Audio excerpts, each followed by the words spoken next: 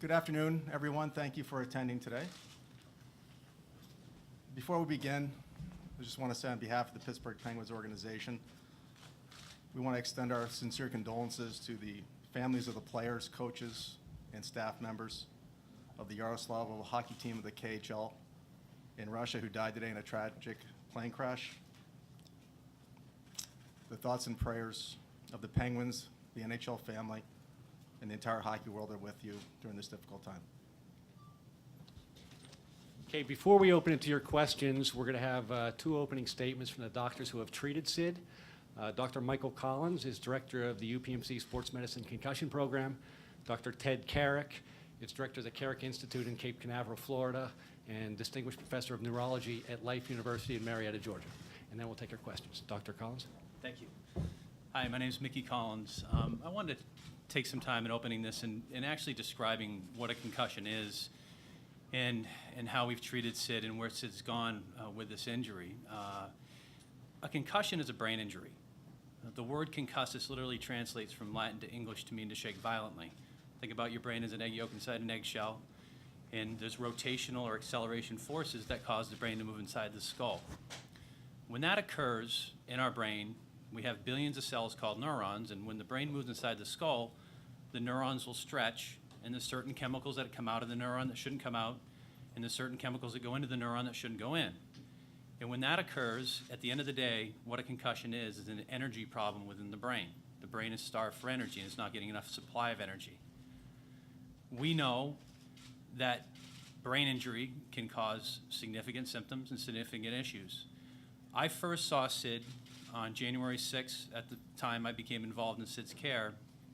And when I saw Sid, he was having very consistent symptoms consistent with a significant cerebral concussion. He was foggy. And what that means is that it's almost like your high-definition TV is like a standard-definition TV. It feels like you're one step behind yourself. It feels like you're in slow motion. He had headaches. He had fogginess. He had difficulties with fatigue. He had light sensitivity, noise sensitivity. He had a hard time thinking. At that point, I evaluated him with a tool called IMPACT, which is a neurocognitive test, and his testing was significant for significant problems with his cognitive functioning. His findings were entirely consistent with what we see with concussion. At that point in time, when I saw Sid's profile of symptoms, when I saw the deficits and impact, I knew that we were in for a long recovery. The types of symptoms Sid had initially are exactly the type of symptoms that we see that end up taking the longest to recover from concussion. The symptom of fogginess, although it's very hard to describe and hard to articulate and very hard to pinpoint and really hard to experience, is the symptom that best predicts someone who's going to have a long-term recovery. So at that point, the first time I saw Sid, I knew we were in for the long run with this injury, and quite frankly, I wasn't, nor am I now, surprised that it's taken this long for Sid to start improving. And yes, we are seeing significant improvements recently. When I saw Sid, we underwent a rehabilitation program where we introduced physical therapy to help with the types of symptoms that Sid had, I should say. The type of concussion Sid had is, and it's a little complex, but it's something we call a vestibular type of concussion. The vestibular system in the brain, the job of that system is to integrate sensory information.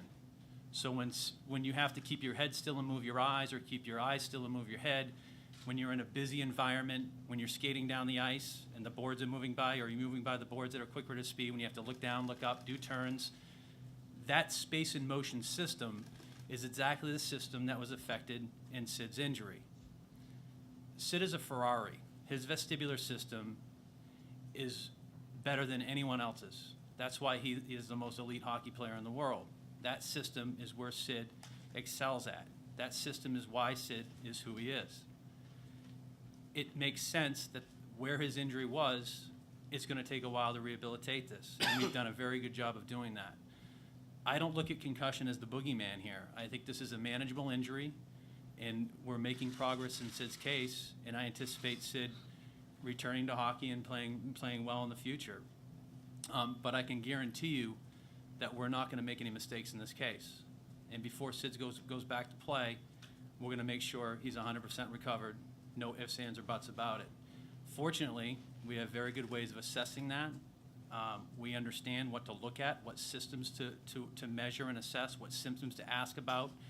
We understand the influence of his exertion on those symptoms, and we understand what we have to achieve before we can put Sid back in harm's way, and where he's going to take another hit. And when he does, we want to make sure that this is fully resolved. I can tell you that over the course of the summer, we initially rehabilitated Sid to the point where he became more active, started to skate, was doing well. We got to that 80 to 90% level of exertion, and as he increased his speed playing hockey, as he increased his turns, as he increased his motion, the symptoms started coming back again. At that point, and even with all the rehab we had done, Dr. Carrick became involved. And Dr. Carrick is an expert in rehabbing these types of injuries and these types of symptoms.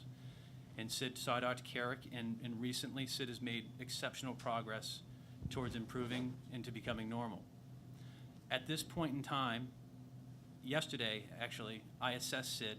I haven't assessed him for a while. I was able to assess him and do the testing that we do, and I can tell you that his data is the best we've seen. It is approaching normal limits. It is not there yet. It's something that I was extremely encouraged by with the numbers that I saw in Impact. I'm very pleased with where he's at right now from an activity standpoint. Right now, I would classify Sid's case as we're in reconditioning mode. In order for Sid to go back to play, he needs to be reconditioned 100% without having symptoms. So let's get him reconditioned and see how he does. At that point, if he can recondition and his symptoms are not there, we will then have a systematic process regarding return to play. There's no timelines on this. We cannot predict when that's going to occur.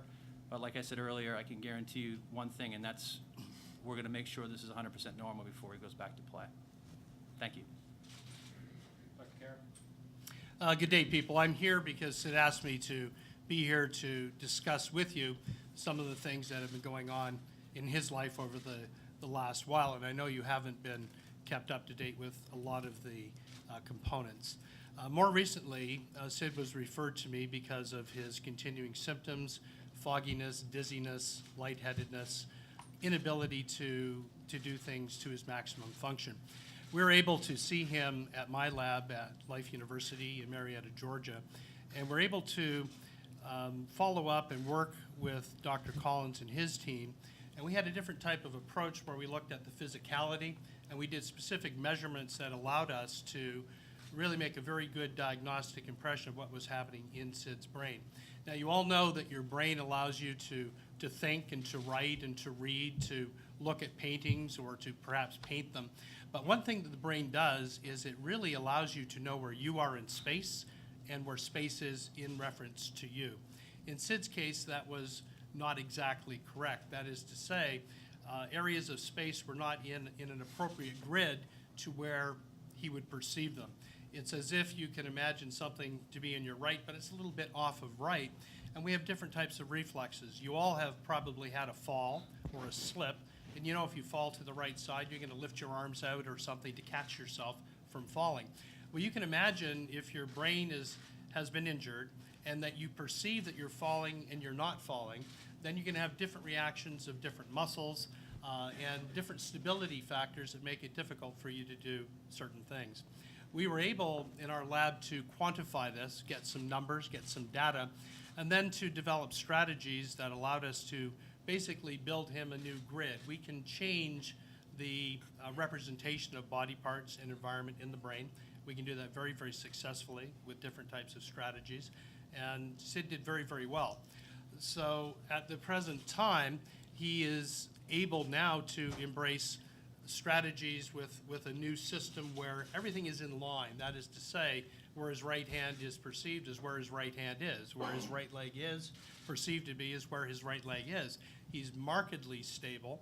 The function that we have between the head, the eyes, the neck, his spine is really absolutely marvelous. The problem that we have in Sid's case and in cases of other people is that the length of time that he's had the aberrancy, if you would, or the disconnection of what his function was, has led him into different patterns that now we have to break. Things are working well now, and he's got to condition himself with these new patterns. when we first saw Sid, different functions didn't work well at all. Now they do work well, and he's got to get used to them. There's some other strategies and adjustments to his system that we need to do over the next little while, and I'm very, very thankful. It's Christmas, I think, for Sid Crosby and for people that care for him, and it's a very good start. Our treatment of Sid was not only to allow him to return to hockey, but we're very concerned with the state of anybody's brain when they injure it.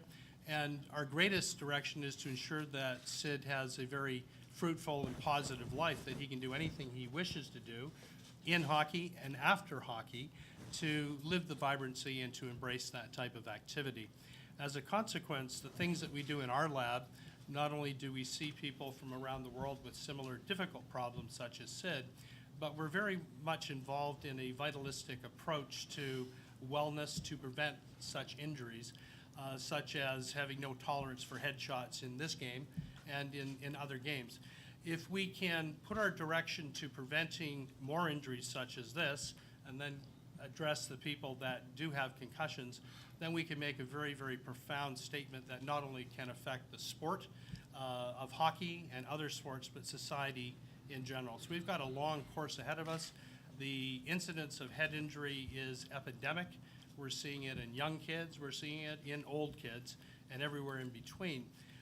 This case is one of the good outcomes, and some cases are not as good as this one. We're fortunate today to have technology that allows us to quantify things in ways we only dreamed of yesterday, and it's a good time to have a head injury now compared to a few years ago, but hopefully we won't have to go through these things in the future. Any questions? Sid, thank you for Wait for the availability today. Please wait for the microphone. Thank you for the availability today. Sid, how are you mentally through this 8 months of dealing with this? And at any time over this period, did you consider retirement?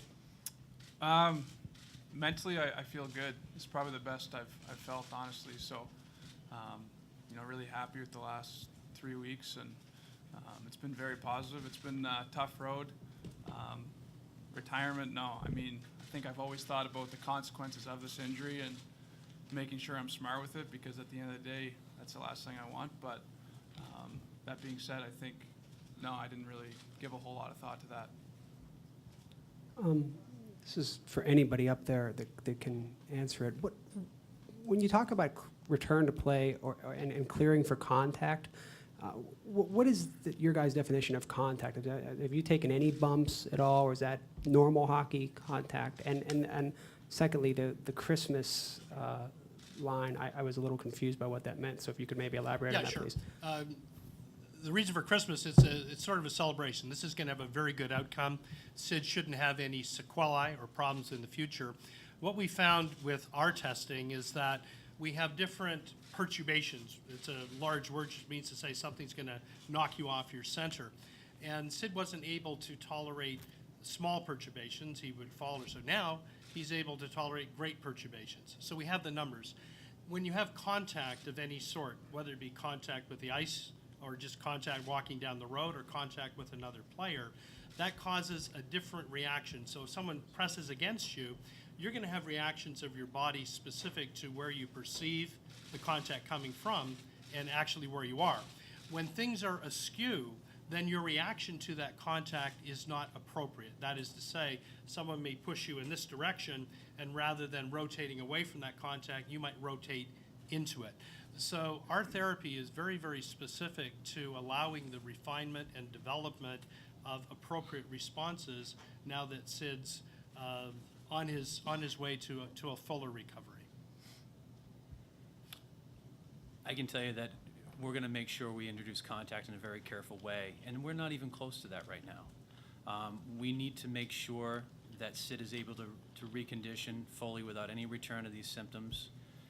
We're going to measure him with impact and with our testing every step of the way, and we're going to make sure that we do this in a systematic, careful way. And when he's ready, we'll know. And I think the prognosis, I agree with Dr. Carrick, the prognosis, first of all, is excellent, that Sid will not have any long-term problems from this injury. In fact, I'm supremely confident in that issue.